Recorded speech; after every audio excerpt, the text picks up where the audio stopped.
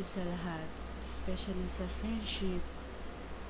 Thank you talaga, and happy birthday ulit!